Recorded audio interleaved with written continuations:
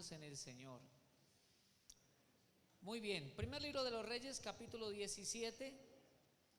A veces nuestras familias viven tiempos de bendición, de alegría, de prosperidad económica, de unas metas que se logran muy bonitas, pero también la familia a veces vive sus tiempos difíciles.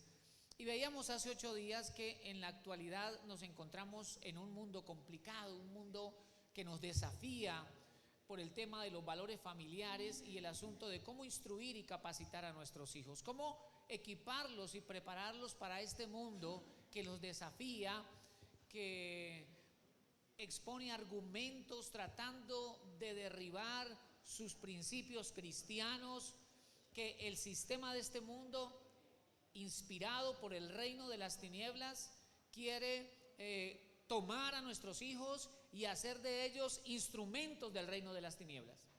Y lo estudiábamos en el caso de la descendencia de Moisés, como el nieto de Moisés y sus bisnietos, es decir, los hijos de Jonatán, nieto de Moisés, terminaron sirviendo a los ídolos de Canaán, siendo levitas, siendo llamados por Dios a servirle. Entonces el reino de las tinieblas está utilizando muchas estrategias para reclutar, para captar nuestros hijos, depositando en ellos diversas semillas de maldad, por supuesto, y los padres somos protagonistas en el proceso. O somos negligentes e indiferentes y por lo tanto los entregamos en las manos del reino de las tinieblas y del mundo, o somos padres diligentes, valientes, con perspectiva espiritual y de fe para ver que nuestros hijos son poderosos planes en las manos del Señor y que no les servirán al reino de las tinieblas. Es fundamental cómo nos vemos. Es fundamental que como adultos, como abuelos, como profesores, como padres de familia nos veamos es como instrumentos que tenemos injerencia para conducir de manera correcta a nuestros niños. Así que el tema que vamos a estudiar esta mañana se llama la familia. Y hay familias como las que aparece allí en esa familia, van por un lado, la madre de familia va por el otro lado, los hijos se encuentran en medio y entonces no saben hacia dónde ir, entran en una crisis, en un problema de identidad, y es cuando el mundo, y es cuando el reino de las tinieblas viene a enseñarles educación sexual. El mundo y el reino de las tinieblas viene a enseñarle los principios y el diseño del mundo. Y por eso vemos a muchos adolescentes y jóvenes que son presa, cautivos, víctimas de las tendencias y de las modas que el mundo establece. Y entonces vemos como ese contraste entre lo que es un hijo de Dios y lo que es un hijo del mundo, y no sabemos allí cómo hacer. Por eso quiero invitarlos a que estudiemos este pasaje, pero desde la perspectiva de familia. Así que vamos a estudiar 3 puntos. En primer lugar, vamos a ver que algunas veces la muerte viene contra la familia. Y saben, hermanos, cuando hablo de la muerte, hablo de un espíritu de destrucción en todos los sentidos, teniendo en cuenta que primeramente la palabra muerte significa separación. ¿Recuerdan ustedes que Dios le dijo a Adán y Eva: ciertamente el día que coman de ese árbol morirán? Ellos fueron expulsados del Edén porque muerte es separación. La muerte tiene que ver con ese apartarse de. Entonces, la Biblia nos presenta aquí el caso de una familia. Vamos a leer primer libro de los Reyes, capítulo 17, hermanos, versículos 8 y 9, y luego saltamos al 12, viendo el tema de ese espíritu de muerte, ¿no? Dice entonces, primer libro de los Reyes, capítulo 17. ¿Están conmigo, hermanos? Verso 8. Vino luego a él palabra de Jehová diciendo: levántate y vete ¿a dónde? A Sarepta de Sidón, y mora allí. He aquí yo he dado orden allí a una mujer viuda que te sustente. Ahora avance al versículo 12. Y ella respondió: ¿vive Jehová tu Dios? Note lo que ella dice: Jehová tu Dios, aún no era el Dios de ella. Dice: ¿vive Jehová tu Dios que no tengo pan cocido? Solamente un puñado de harina tengo en la tinaja y un poco de aceite en una vasija. y ahora recogía 2 leños para entrar y prepararlo para mí y para mi hijo, para que lo comamos y nos dejemos morir. Tomo esos 3 versículos para hablar del tema de la muerte. Por supuesto que todos un día vamos a morir, pero todo tiene su tiempo. Nuestra muerte no se tiene por qué adelantar. Si usted observa la Escritura, hay muchos pasajes donde Dios promete como una bendición ser longevos, ser de larga vida, pero no una larga vida para sufrir, sino para vivir la vida y vida en abundancia que Cristo ha venido a darnos. El ser cortados a una edad temprana tiene que llevarnos a reflexionar. Y sucede, hermanos, que a veces esto es generacional. Usted notará que a veces encontramos familias y varias de esas generaciones o miembros de la familia padecen una tragedia en común. Hay familias con tendencia al sicariato o a ser víctimas del sicariato. Hay familias donde la violencia y el derramamiento de sangre es común. Hay familias donde las enfermedades mortales son comunes y entonces la familia, cuando se examina y se hace el promedio, se saca la media de vida, son personas que mueren jóvenes.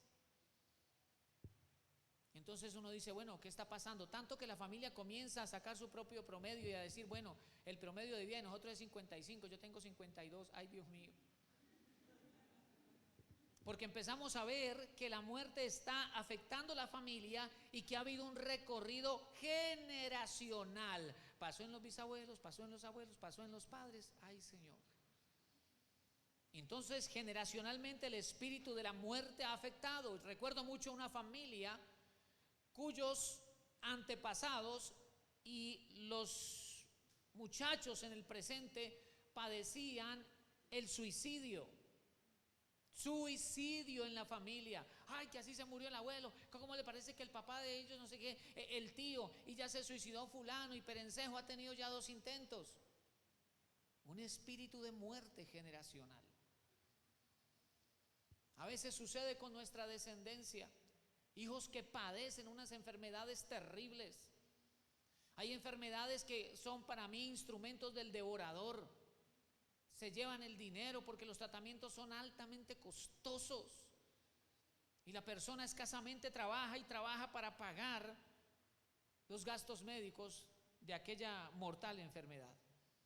Así que yo sé que todos tenemos que morir un día, pero que sea en el tiempo de Dios, no antes ni a la manera del diablo, sino en el tiempo de Dios. La Escritura es clara y la palabra dice que el diablo vino a matar, hurtar y destruir. Es él el que causa esas cosas. Vino a matar. Perdónenme, hermanos, ¿cómo es posible que veamos familias donde el padre, por el alcohol, por las drogas, por problemas mentales, lo que sea, mata a la esposa y 2 y 3 hijos? O sea, no podemos cerrar nuestros ojos a una realidad. Eso es lo que está sucediendo. Lo que pasa es que cuando eso se vuelve tan repetitivo, nosotros nos volvemos insensibles. Eso es normal, eso son por ahí 2 o 3 veces a la semana y se nos vuelve normal. Pero tenemos que tener una mirada espiritual, tener discernimiento. ¿Qué es lo que está pasando? ¿Qué es lo que está sucediendo? El enemigo utiliza muchas cosas para tomar las familias y llevarlas a momentos de crisis. Crea problemas entre las familias, fomenta la discusión, el conflicto. Ayer compartía con mi esposa, mirábamos varias cosas y decíamos, hay familias donde el conflicto entre miembros de la familia se vuelve normal. A veces toca la intervención de la misma ley, porque hay problemas severos entre la familia, hay odio, rencor entre la familia. Y el diablo utiliza todo eso. El diablo quiere utilizar el conflicto a nivel de pareja para levantar esos muros de indiferencia y cada uno, como veíamos en la gráfica, cada uno por su lado. Y el enemigo se conoce muy bien el principio: divide y vencerás. Pero nosotros tenemos que tener una mirada espiritual. Otra de las cosas que el diablo hace, ¿y por qué hablo aquí del espíritu de la muerte? Recuerden que Elías es enviado a una mujer viuda. La Biblia no nos dice cómo murió su esposo, pero la Biblia sí nos habla de que ella tenía un niño.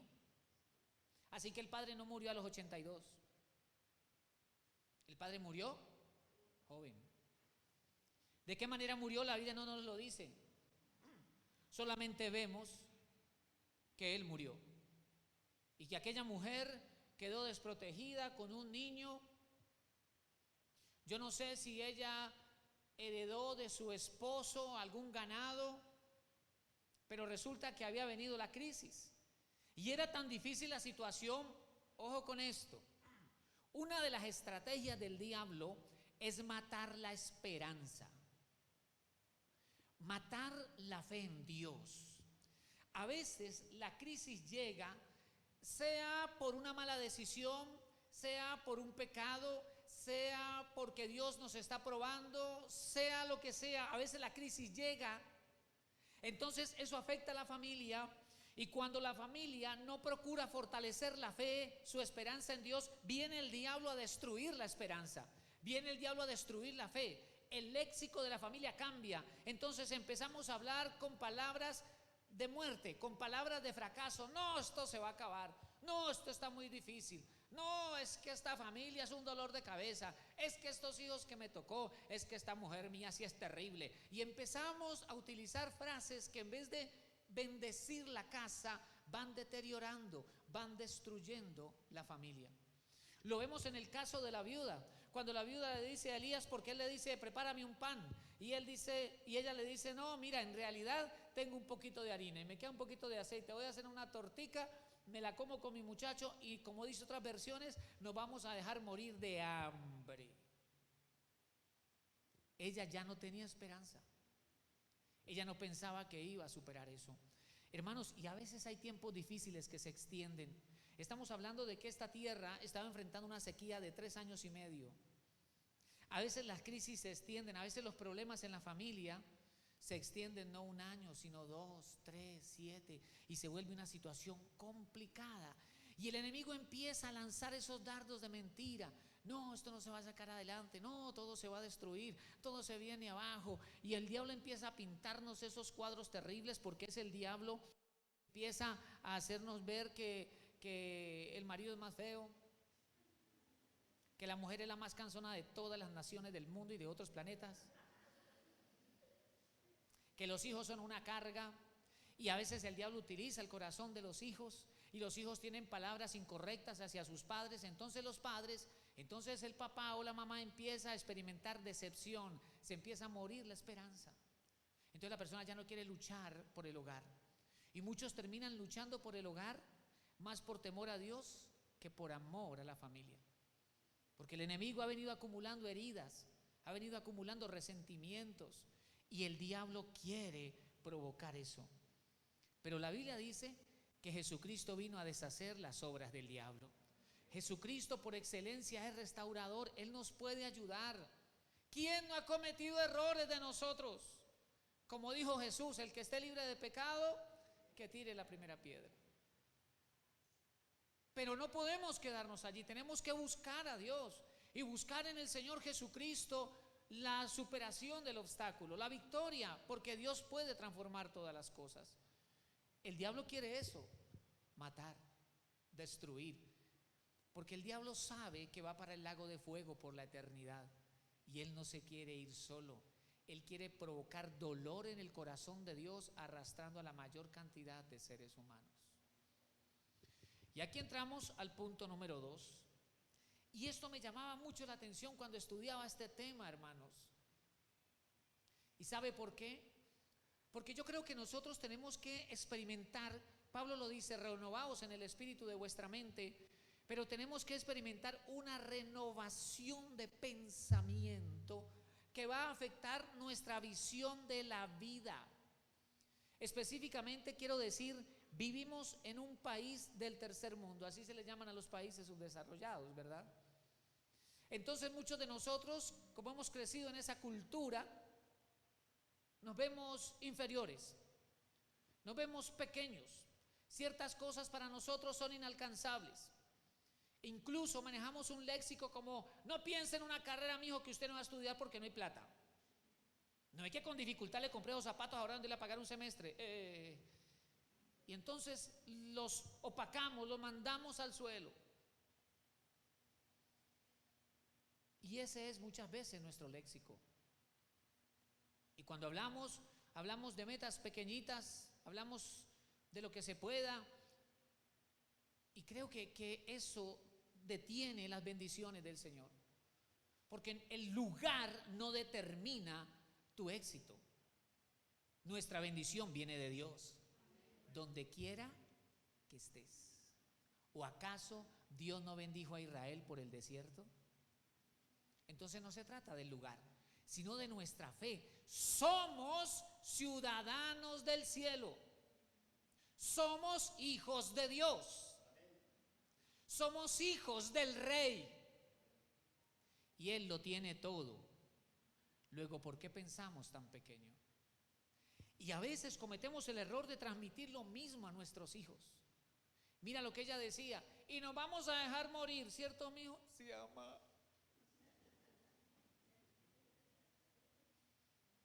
Nosotros somos hijos de Dios. Pero a veces, hermanos,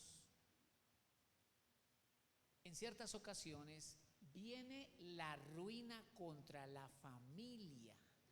Se levanta el devorador contra la familia.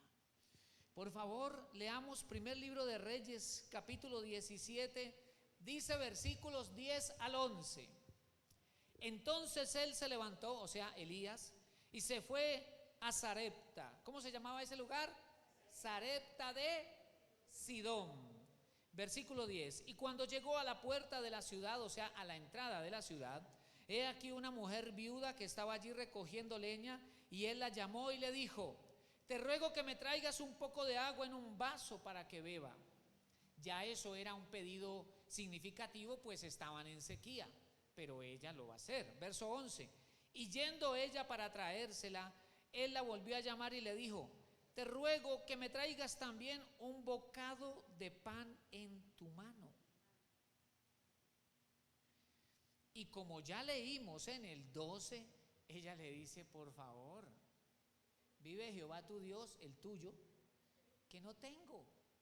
Tengo un poquito de arena para hacer un pancito, hay una arepita, lo como conmigo y nos vamos a morir de hambre. ¿Cómo usted me viene a pedir a mí lo único que yo tengo? Ese era un tiempo difícil, hermano, tiempo de sequía extrema. Ahora, ¿por qué había venido la sequía? Por la idolatría de Israel.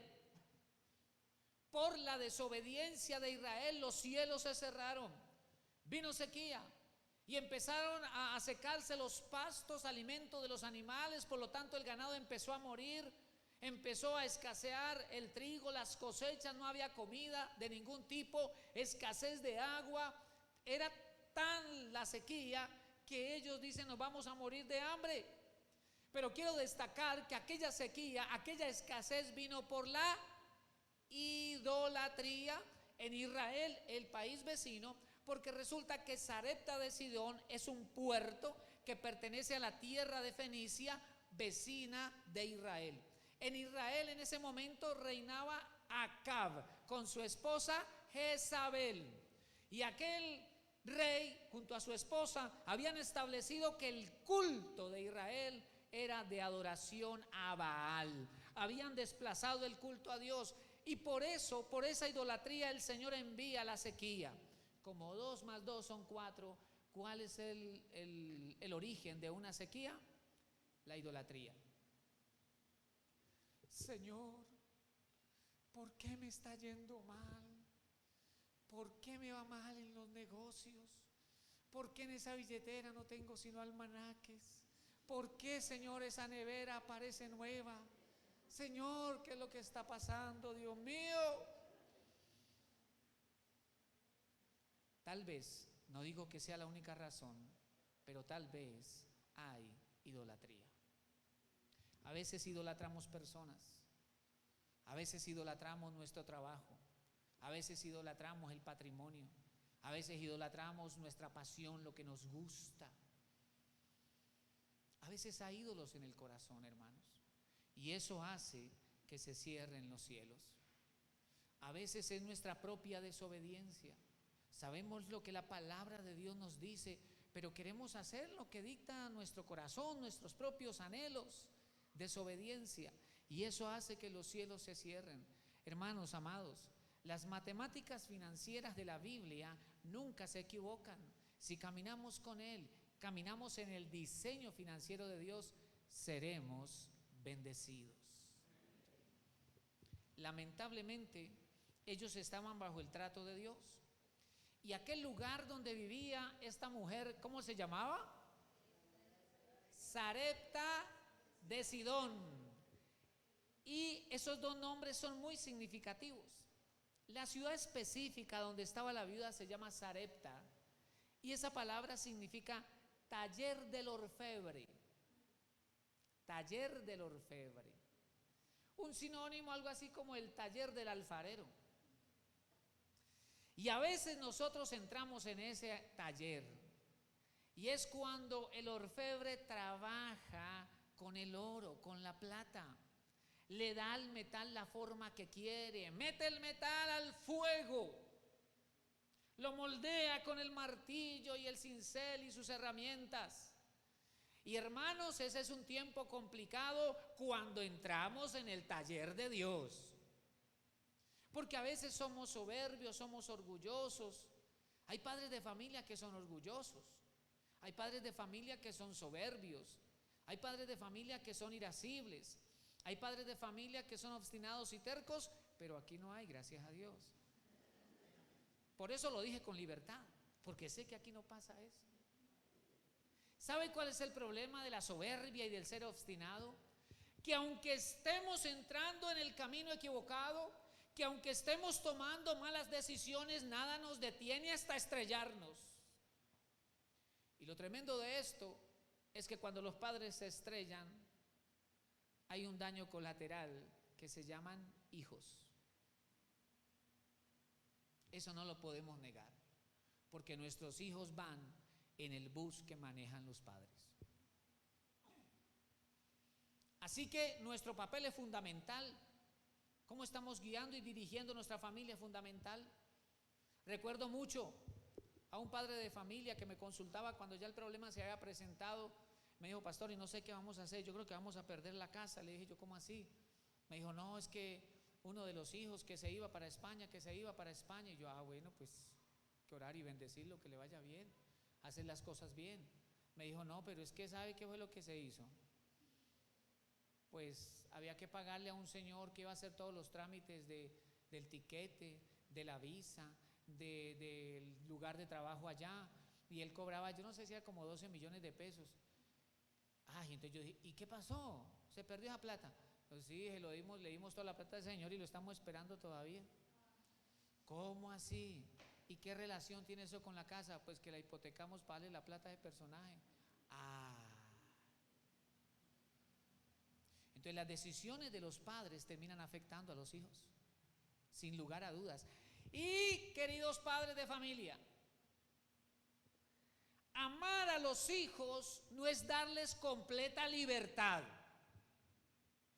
Los padres laxos, liberales, relajados, frescos, que vivan el mundo los muchachos para que aprendan, están creando un ambiente favorable para un criminal. Y los padres demasiado rígidos e estrictos, que ya se van al extremo, crían hijos inseguros y temerosos. Entonces tiene que haber un equilibrio con la ayuda del Señor. ¿Cómo es posible? Ay, no, es que la niña llega más tarde. Sí, ¿a qué horas llega? Ella llega por ahí a la 1 o a las 2. ¿Y usted se queda hasta esa hora? No, yo le di llaves. Tan linda. A eso me refiero. A eso me refiero. Si en la casa no hay orden, escúcheme, cuando en la casa no hay orden, los hijos se estrellarán con las autoridades mañana. Entonces, Sarepta significa formación. Pero resulta que dice que ese lugar la Biblia lo llama Sarepta de Sidón. Sarepta de Sidón. Y Sidón era la ciudad principal que estaba cerca de Sarepta, por eso, porque dependía de Sidón, se le llama Sarepta de Sidón. Y Sidón era un puerto marítimo muy importante, muy comercial, entonces fluía mucho dinero, pero la palabra Sidón significa pescadería o ciudad de peces. Era distinguida por la gran cantidad de peces que había en sus mares, en sus aguas, así que era una ciudad rica. Además, porque en ese lugar se desarrolló el inflar el vidrio, y esa técnica le generó muchos ingresos a los sidonitas. Y también, la Biblia lo dice, eran reconocidos porque eran excelentes carpinteros. Pocos tenían la habilidad de los sidonios para trabajar la madera. Pero aquel lugar tenía una diosa principal que se llamaba Istar, diosa cananea. Luego los hebreos le agregaron algunas letras para darle sonido a la palabra que fuera referente para ellos, y la llamaron Astarte, palabra que significa vergüenza. También otros la llamaban Istar, en fin, pero era una diosa cananea. Lo terrible de esto es que esa diosa se relaciona, se vincula con Venus, la diosa grecorromana esa de la sensualidad y la fertilidad. Y cuando yo leía eso en el diccionario bíblico, ahí está la información, cuando yo leía eso yo decía, Dios mío, ¿qué es lo que están enfrentando nuestros jóvenes hoy día, hermanos? Ustedes recordarán hace unos 25, 30 años atrás, hermano, cuando aparecía una mujer en ropa interior en la televisión, eso era un escándalo. ¿Sí o no? Eso era terrible. Hoy no, hermano, puede ser la franja de las 2 de la tarde y eso sale, mejor dicho. Entonces nuestros niños están ahí. Los dibujos animados enseñando el homosexualismo y los niños ahí.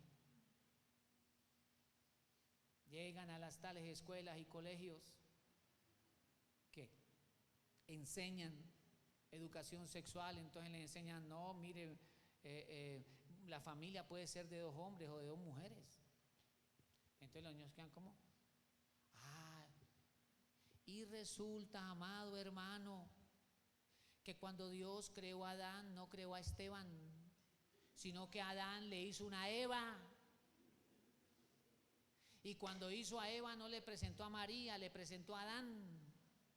Entonces el modelo de Dios es heterosexual. Quiero decir, el modelo de Dios es un hombre para una mujer y una mujer para un hombre. Eso es lo que la Biblia enseña, ese es el modelo de Dios. Pero nuestros niños están viendo otros modelos. Entonces los padres tienen que enseñar a sus hijos en la casa, instruir la palabra de Dios a los hijos, a la descendencia, a las nuevas generaciones. Los abuelos deben enseñar a sus nietos la palabra de Dios, instruirlos en las Sagradas Escrituras, enseñar a nuestros hijos a ser responsables. Mi hijo, usted el día de mañana va a ser esposo, el día de mañana usted va a ser papá, usted va a ser un hombre responsable, no como no como otros, que llega usted a la casa y le dice a la mamá, le voy a presentar el niño, pastor, Juancito. ¿Qué más? 28 años. El niño de la casa. Y no hable muy duro a las 10 porque se levanta a las 11. ¿Qué es eso? Y muchas veces nosotros los padres consentimos eso. Hombres que están creciendo, faltos de responsabilidad por su hogar, faltos de diligencia para trabajar, para sacar un hogar adelante. Mujeres que viven más en el celular que aprendiendo acerca de la vida. Es terrible. Entonces nos encontramos con una nueva modalidad. Ay, mami, quedé embarazada. Ay, sí, mi amor. Bueno, traiga al niño que acá lo criamos. Y entonces el papá, como levanta a las 11, va por allá los sábados a ver cómo está el niño. Hola, papi. Y los abuelos criando al nieto.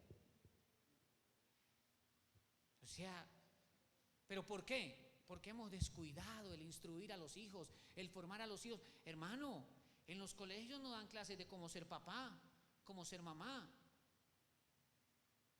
Es terrible, pero entonces, ¿quién hace eso?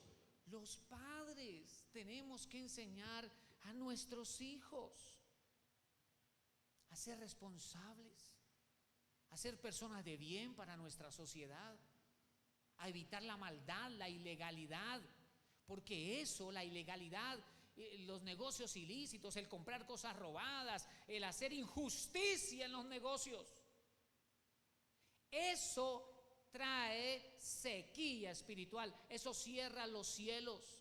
Entonces la bendición de Dios se pierde. Y les traje este versículo aquí, Proverbios capítulo 6, verso 11. Este versículo está también en Proverbios 24:34 y dice así: así vendrá tu necesidad como caminante. Yo no quiero ser caminante.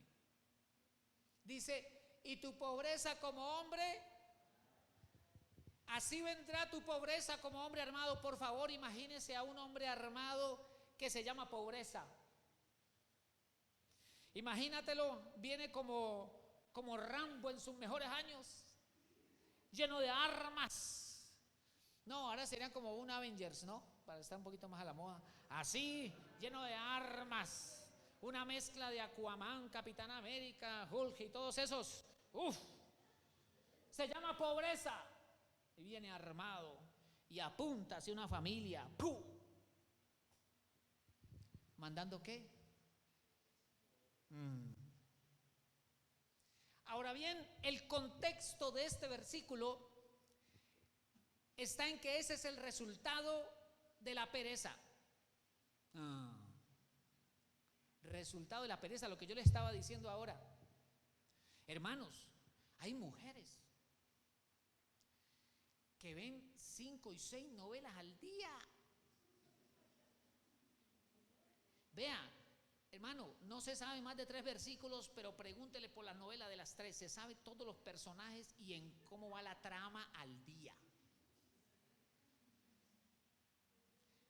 Hay jóvenes que no están sino metidos en el celular. Una cosa impresionante.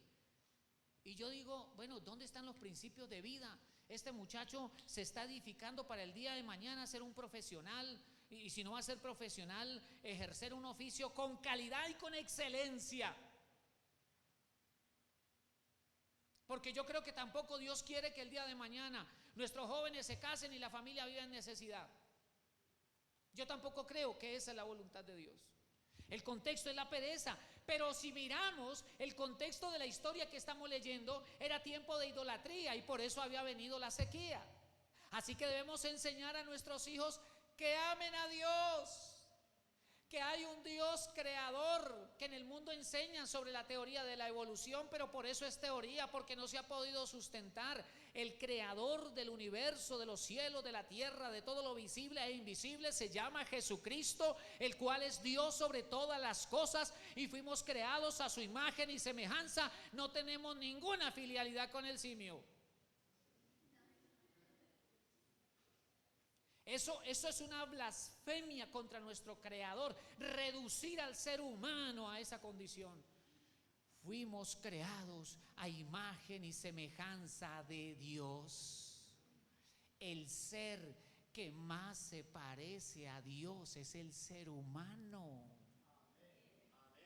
¿Usted me escuchó eso, hermano? Eso es glorioso. De hecho, en nosotros habita el Espíritu Santo.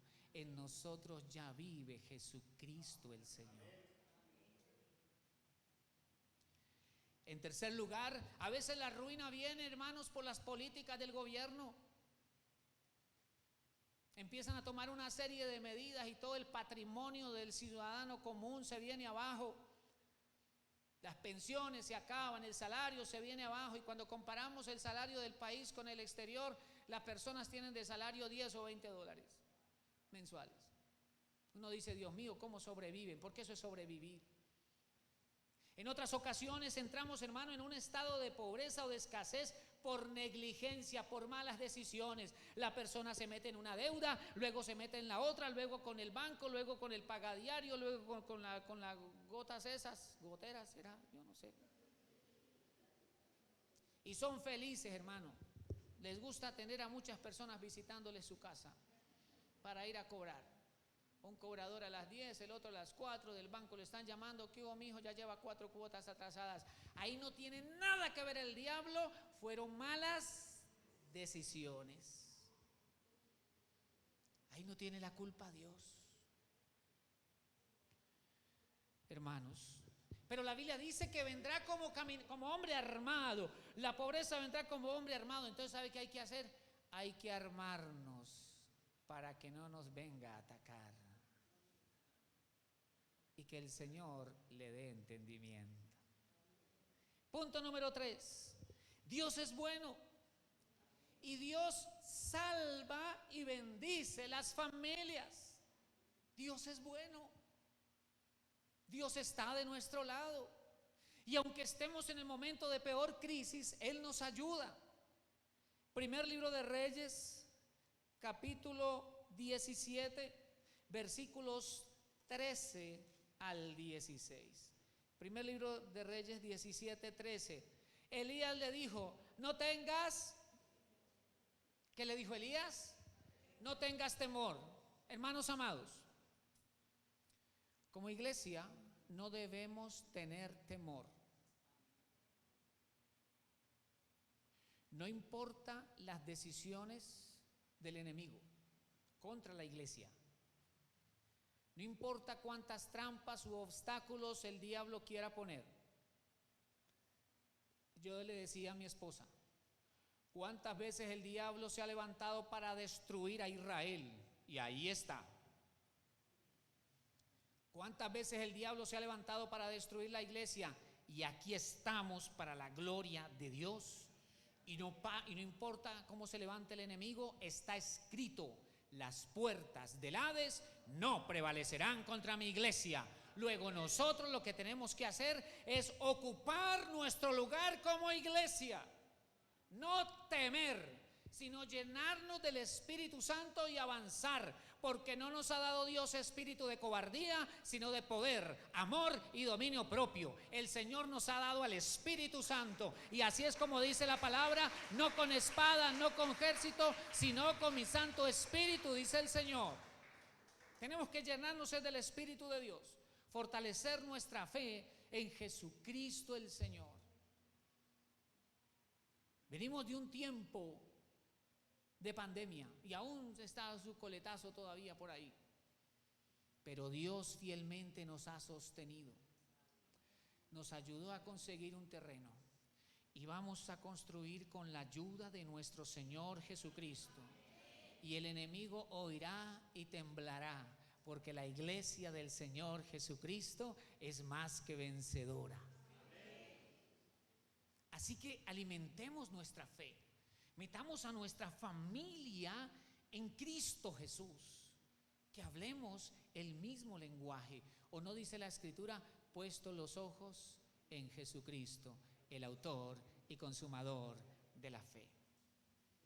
Entonces, verso 13, Elías le dijo a la viuda, no tengas temor, ve como has dicho, pero hazme a mí primero de ello una pequeña torta cocida debajo de la canasta de la ceniza y tráemela, y después harás para ti y para tu hijo, porque Jehová Dios de Israel ha dicho así. Yo no sé cuántos creen esta palabra, cuántos se apropian esta palabra. Yo creo que Dios nos da esa palabra para esta congregación y para estos tiempos. Dios ha dicho así: la harina de la tinaja no escaseará, ni el aceite de la vasija disminuirá, hasta el día en que Jehová haga llover sobre la faz de la tierra. No faltará su provisión, hermanos. Dios siempre ha tenido cuidado de su pueblo y tiene cuidado de nosotros y tiene cuidado de tu familia. Entonces ella fue e hizo como le dijo Elías, y comió él y ella y su casa muchos días. Y la harina de la tinaja no escaseó, ni el aceite de la vasija menguó, conforme a la palabra, repito eso, conforme a la palabra que Jehová había dicho por Elías. No tengas temor, tu proveedor tu protector, tu salvador, se llama Jesucristo el Señor, el cual es Dios sobre todas las cosas. El Todopoderoso está con nosotros y está en nosotros. No tengas temor. Confía en las promesas del Señor, porque será como Dios ha dicho. Dice aquí que sucedió como Jehová Dios había dicho. Así que fortalezcamos nuestra fe en las promesas del Señor. Tal vez su familia esté enfrentando alguna crisis, no sé cuál sea matrimonial, sea una crisis con los hijos, sea un problema de los hijos como tales. Tal vez el problema sea económico, sea financiero. Tal vez el enemigo ha levantado un adversario. ¿Sabía usted que la Biblia dice que cuando Salomón reinaba, Dios le dio paz sobre la tierra? Pero cuando Salomón dejó de ser fiel a Dios, enemigos se levantaron contra Salomón. A veces los enemigos se levantan, hermanos, y tratan de oprimir. ¿Sabe que los sidonitas oprimieron un tiempo a Israel? Pero Israel clamó y Dios le dio la victoria. No sé el enemigo que ha traído sobre tu casa. Tal vez ha traído un manto de tristeza. Tal vez el enemigo ha traído dudas, malos pensamientos. O tal vez el enemigo está provocando una crisis en tu hijo o en tu hija para provocarte a ti dolor y estrés. Pero el Señor está con nosotros y Dios nos ha dado promesas de victoria. Hoy de hecho nos dice el Señor: no temas, no tengas temor, dice la Escritura, porque yo estoy contigo. Hermanos, y eso es lo más importante. Si Dios está con nosotros, ¿quién contra nosotros? Dios es nuestro proveedor siempre, sigue siendo nuestro proveedor. Así que es el tiempo más bien para que nos levantemos y clamemos a Dios su presencia y su obra en nuestra casa.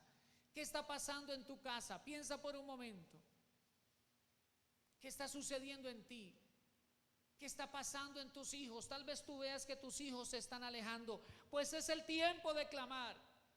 Es el tiempo de buscar a Dios y decirle: Señor, extiende tu mano e interviene en mi casa, interviene en mi familia. No podemos permitir que el enemigo se levante y destruya la familia. Él viene a matar, hurtar y destruir. Pero Jesucristo el Señor ha venido a darnos vida y vida en abundancia. Nuestra familia no es del diablo. Nuestra familia no va a ser víctima del reino de las tinieblas. Nuestra familia es de Dios. Nuestra descendencia es de Dios. Y no le vamos a permitir al enemigo que destruya a nuestros hijos.